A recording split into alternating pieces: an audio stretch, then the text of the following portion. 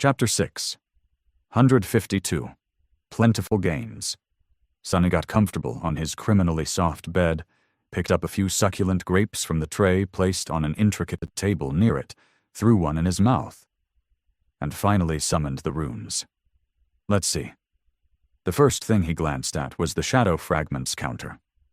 He vaguely remembered receiving what felt like much more than 6 after slaying the black steed, who had been an awakened terror.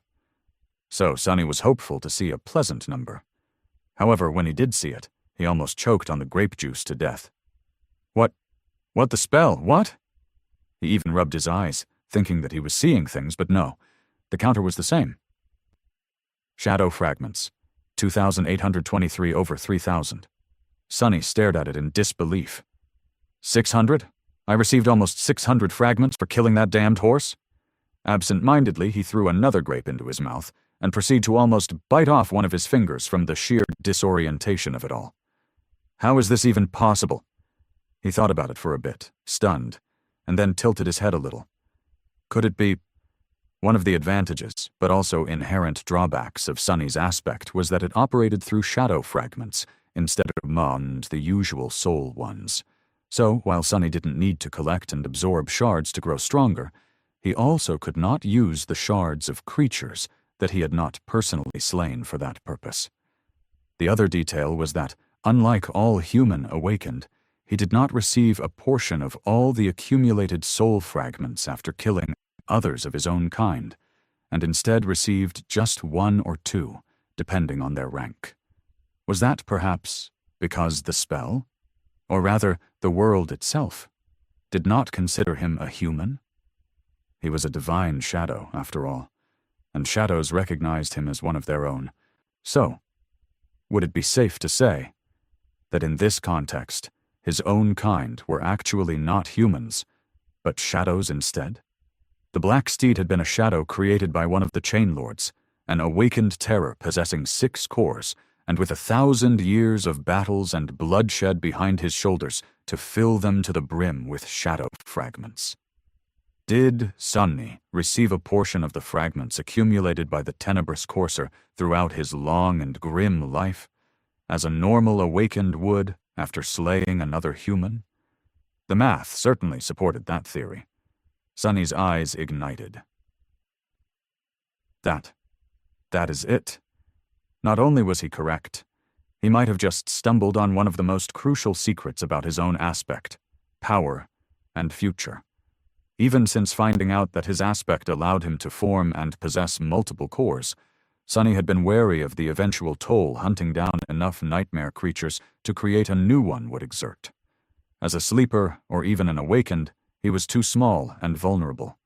Any powerful abomination would have been able to snuff him out of existence with no more than a glance.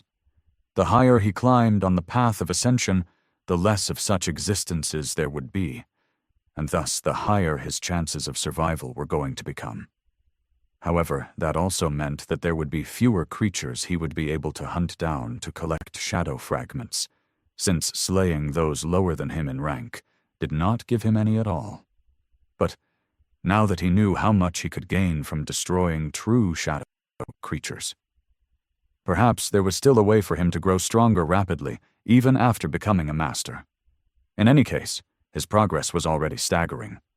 First, the 1,000 fragments he had earned in the blood-soaked arena of the Red Colosseum, and now these hundreds he gained by slaying the Nightmare Steed. Neither of these feats had been easy. In fact, both rewards had cost him an unimaginable amount of pain, torment, and damage, both mental and physical.